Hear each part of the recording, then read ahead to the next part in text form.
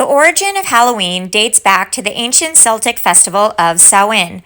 This day marked the end of summer and plentiful harvest and the beginning of the winter, a time of year that was often associated with death.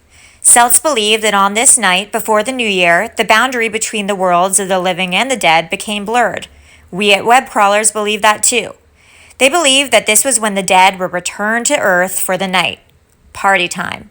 In 43 AD, the Romans took a hint from the Celts and started celebrating Feralia, a date in late October when the Romans traditionally commemorated the passing of the dead.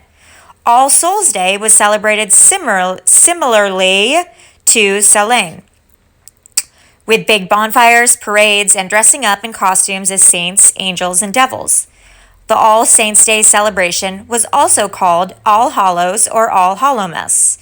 And the night before it, the traditional night of Samhain in the Celtic religion, began to be called All Hallows' Eve and eventually Halloween. Eventually, Halloween came to the colonies, otherwise known as America. Colonial Halloween also featured the telling of ghost stories and trickery, like trick-or-treat. Borrowing from European traditions, Americans began to dress up in costumes and go house to house asking for food or money, a practice that eventually became today's trick-or-treat tradition. Trick-or-treating was a relatively easy way for a community to share the Halloween traditions and get to know one another.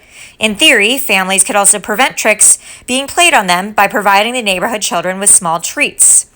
By the 1920s and 30s, Halloween had become a community-centered holiday with things like parades and town-wide Halloween parties. Halloween is also a very horny holiday. Yes, apparently Halloween is also a good time to find a husband. In 18th century Ireland, a matchmaking cook might bury a ring in her mashed potatoes on Halloween night, hoping to bring true love to the diner who found it. In Scotland, fortune tellers recommend that an eligible young woman name a hazelnut for each of her suitors and then toss the nuts in a fireplace. The nut that burned to ashes, rather than popping or exploding, represented the girl's future husband. That's nuts! Another tale had it that if a young woman ate a sugary concoction made out of walnuts, hazelnuts, and nutmeg before bed on Halloween night, she would dream about her future husband. Young women tossed apple peels over their shoulders, hoping that the peels would fall on the floor in the shape of their future husband's initials. They also tried to look at their futures by peering at egg yolks floating in a bowl of water. And they also stood in front of mirrors in darkened rooms, holding candles and looking over their shoulders to see if they could find their husbands' faces.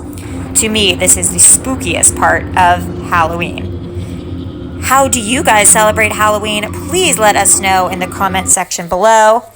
Sorry, I don't know how to read well. Goodbye.